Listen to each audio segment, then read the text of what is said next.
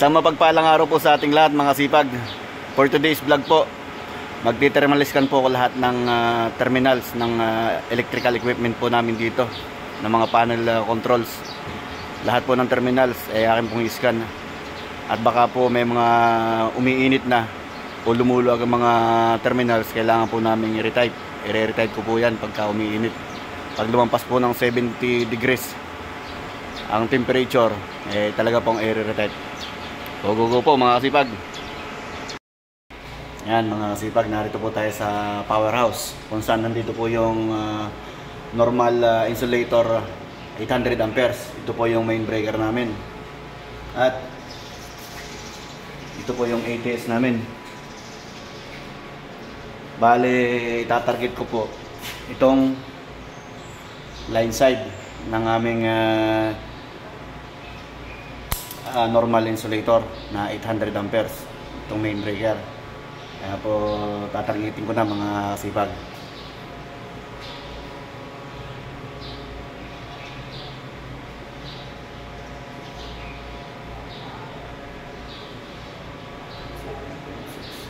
Yan po, dito po sa main namin, sa normal insulator na 800 amperes.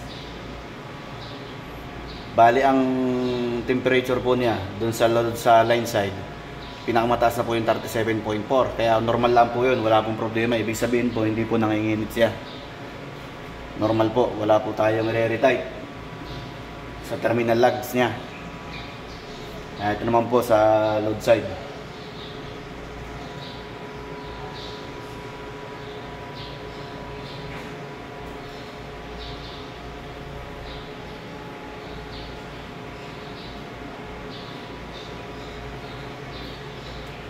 Yan.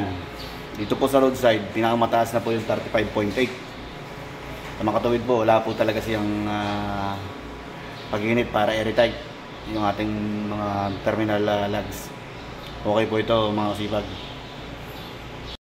At yan mga kasipag, dito naman po sa ating ATS, bali yung load side at saka line side din po ang ating tatargetin dito sa mga terminal lugs. Unahin na po natin dito sa line side.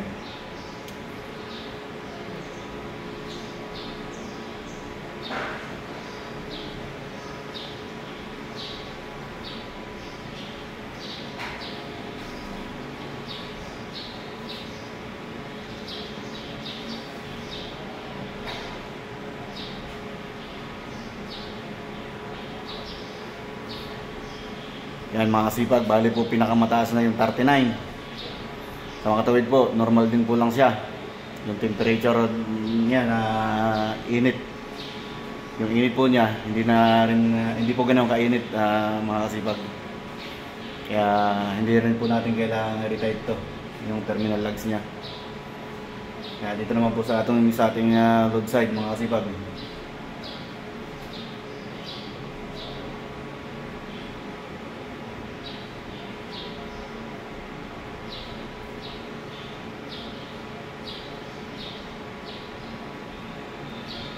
Halos ganun din po lang.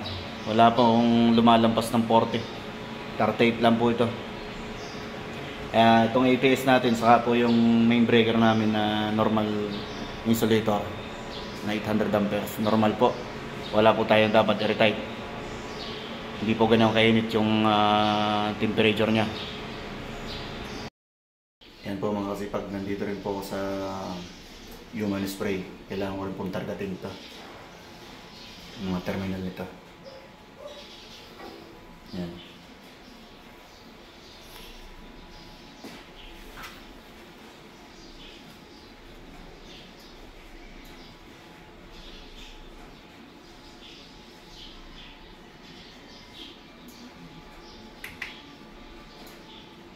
Yan po. 42.4. Okay lang po ito. Walang problema. Lilipat na rin po ang ibang pwesto. Maya ito na po ako sa building. Yan mga kasipag, sasara ko na. Yan po mga kasipag, ito rin po yung isang control ng human spray dito sa main gate. Kailangan din po itong targetin mga kasipag. line side, load side din po ito mga sipag. Pero mostly po sa load side po ako nagtatarget. Yan po ang inire-record ko.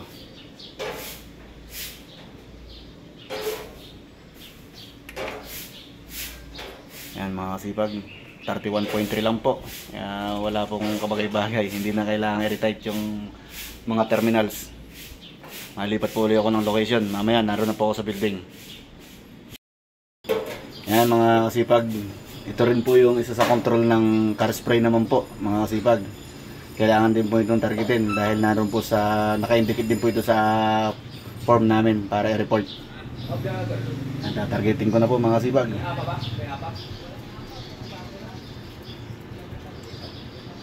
Magkano isa? Sige, dalawang beses. Pero sa screen?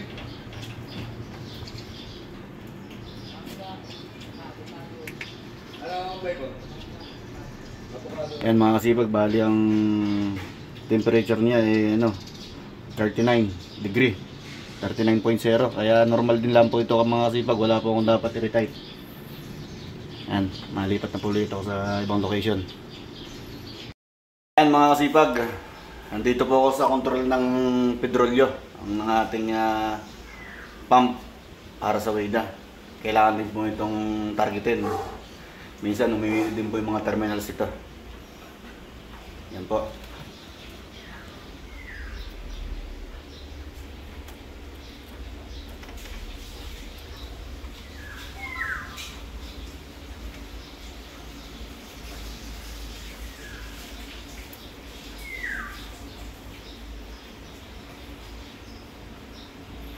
Yan, halos po wala ring mainit na, na part ng terminal. Bali pinakamainit na po yung 38.8. Kaya okay din po ito, hindi na kailangan i-retight. Yan mga sipag, nandito po ako sa panel control din po ng submersible pump namin. Ito po, isa rin sa kailangan talagang targetin po ito kasi ang motor po nito 7.5 horsepower. May tendency rin pong uminit yung mga terminals, kaya kailangan din pong i-check ito mga kasipag.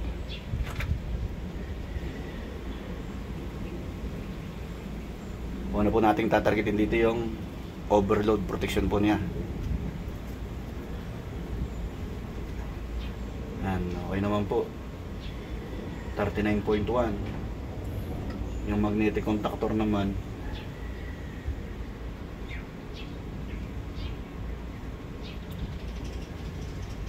din po halos. Kaya wala rin po kailangan i-retight dito mga kasipag. Bali kailangan din lang po nito ma-attach sa reporting kung ano yung temperature po niya. Ayan po mga kasipag, natapos ko na po yung lahat ng panglabas, pati sa dorm namin dito sa mga barracks. Tapos na rin po na targetin. Bali lilipat na po ako sa aming building, sa lahat ng kontrol ng building. Yan po yung natatanaw niyo yan, yung mga yan. Bali 8 building po yan. Susunod na po yan. Tatargetin ko na lahat ng control panel yan. Yan po mga kasipag, nandito po ako sa house 1. Bali building 1 po to. Ito po yung kanyang controller. Lahat nandito po ang mga controller ng electrical equipment po sa loob ng building. Umpisa ko na po uling targetin bawat terminals.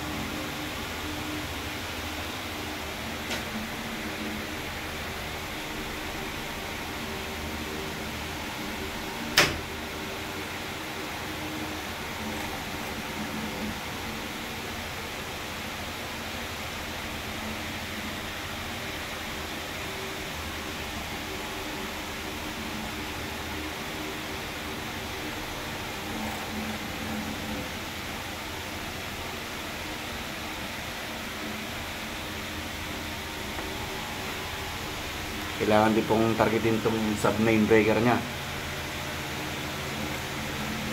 Sakaling may luwag din po na terminals, atin pong i-retight.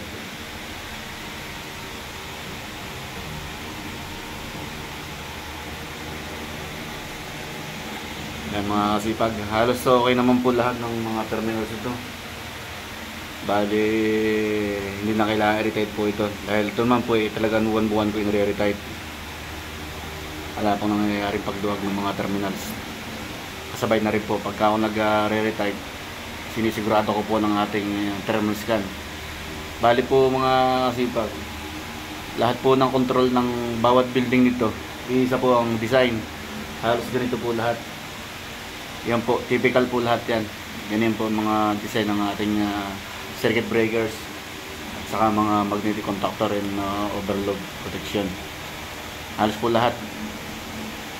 Yan po ang design ng ating electrical controls dito sa loob ng building. May para sa blower, may para sa cooling pump, may para sa mga stir fan, heater, yan po.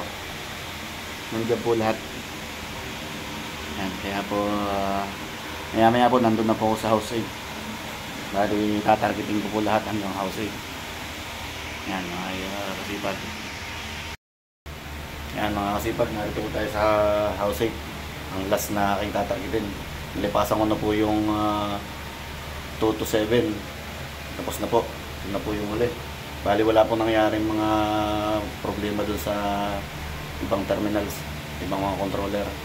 Mga normal po mga kasipag ang mga terminal. Kaya wala po ako na-retire kahit isa. Ito po naman talaga sadyang buwan-buwan aking nire-retire. Tatargetin ko na po itong house 8.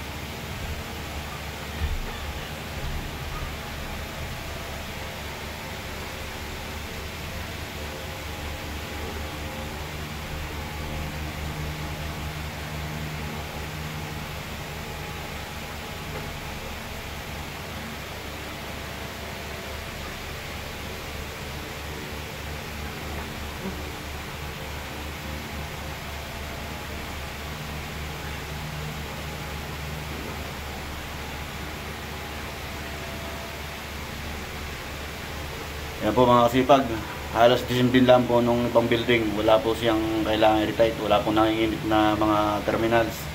Kaya okay po ito lahat ng building. Wala po akong naging problema. Hindi po siya ganun nagbigay ng para i-retight. Wala pong naging mainit na terminals. Ayos, kaya po okay na okay lahat ng building namin dito. Lahat ng electrical controls. Ayan, yan po mga kasipag ang tinatarget ko yung mga terminal ng mga overload protection namin. Lahat ng terminals na yan. At saka terminals po ng circuit breaker. Ayan.